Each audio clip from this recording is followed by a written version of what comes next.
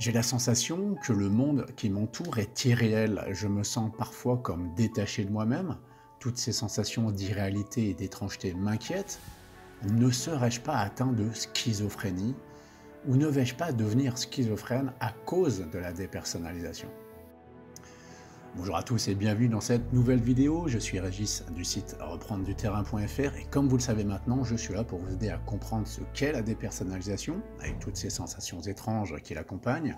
Et bien sûr, je suis là aussi pour faire le maximum pour vous aider à vous en libérer le plus rapidement possible. Alors avant d'aborder la question du jour, si le sujet de la dépersonnalisation vous intéresse et que vous ne voulez pas rater les prochaines vidéos, n'hésitez pas à vous abonner à ma chaîne en cliquant sur le bouton s'abonner juste en dessous de la vidéo et même à cliquer sur la petite cloche pour être directement notifié. Et si vous appréciez le contenu que je propose, n'hésitez pas non plus à cliquer sur le petit pouce relevé, ça fait toujours plaisir et ça m'encourage à continuer. Alors aujourd'hui, j'aimerais aborder une des questions les plus fréquentes que se posent les personnes faisant l'objet de symptômes de dépersonnalisation.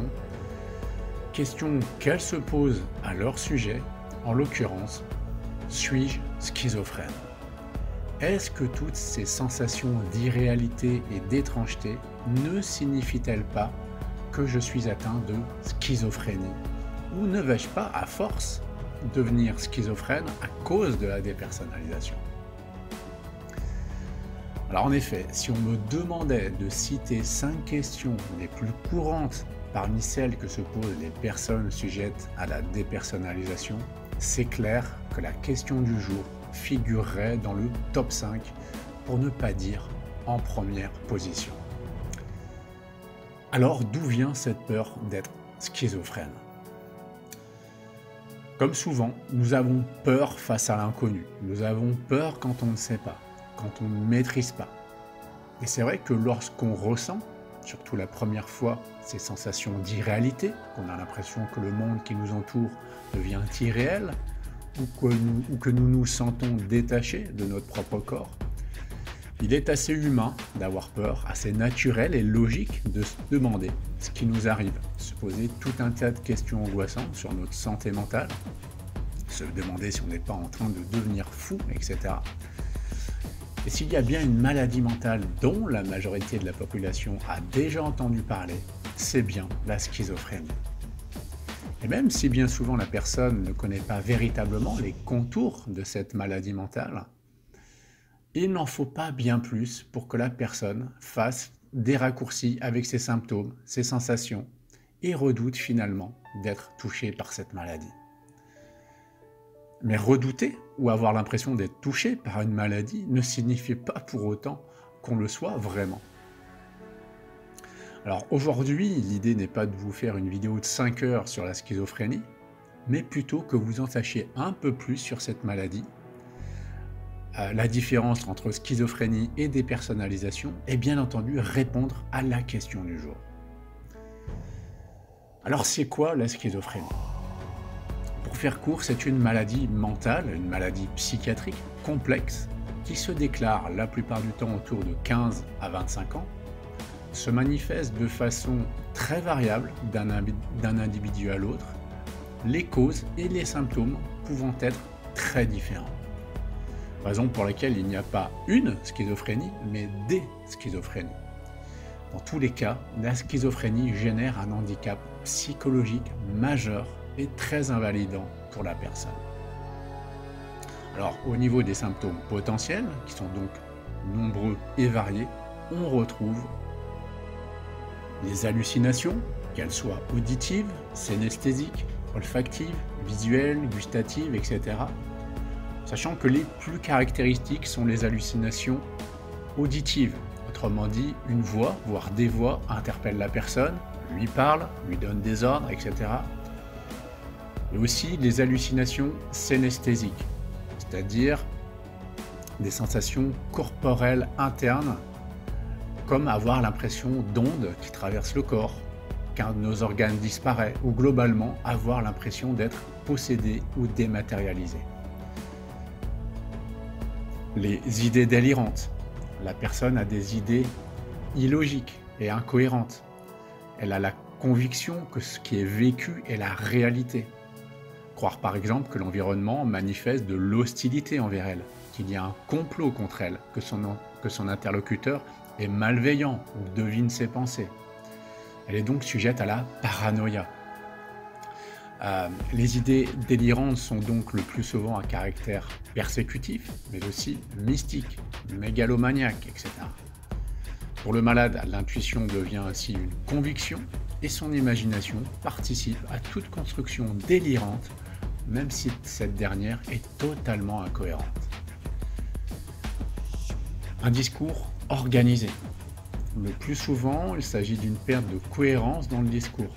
Pensée floue, pensée peu logique, je saute du coq à l'âne, discours procédant par allusion, déduction inattendue, association d'idées bizarres et un peu ridicules.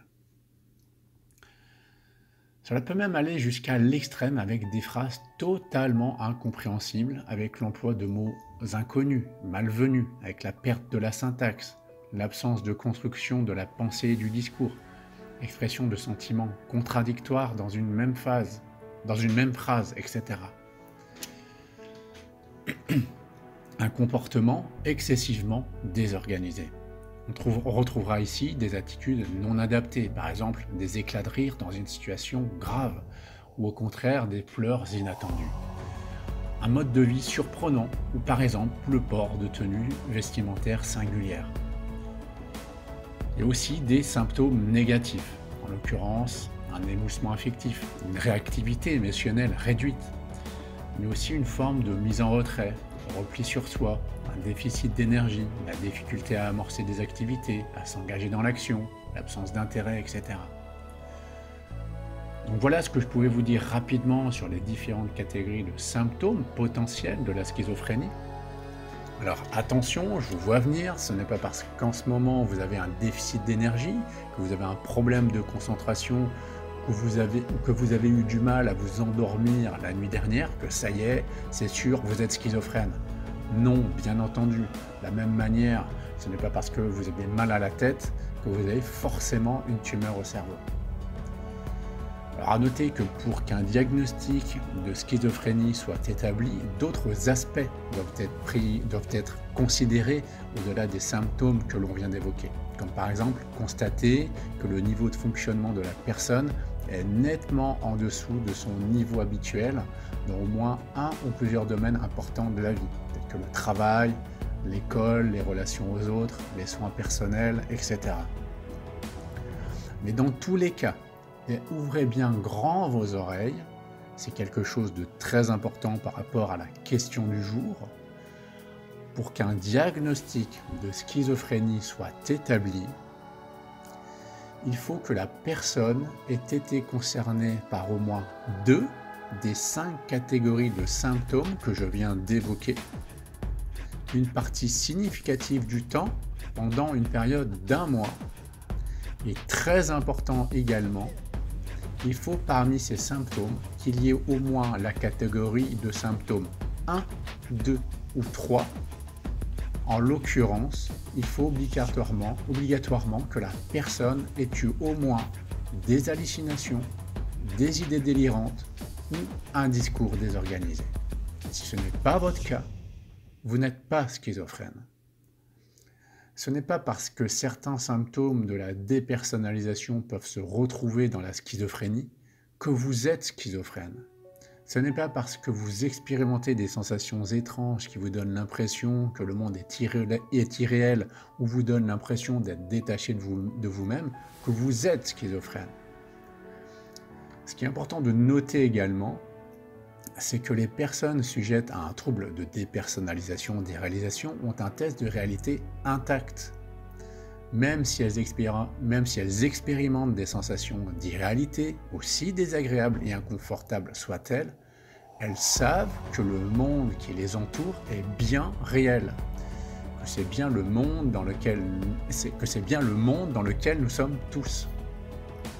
Il y a donc une grande différence entre dire « c'est comme si le monde qui m'entoure est irréel » ou « j'ai l'impression de fonctionner comme un robot » et dire « je sais que je vis dans la 4e dimension ». ou je suis convaincu d'être un robot. Dans ces deux derniers cas, le test de la réalité n'est plus intact. Et nous sommes plutôt dans le cas d'idées délirantes, de psychose, etc. Mais plus dans le cas d'un trouble de dépersonnalisation des réalisations.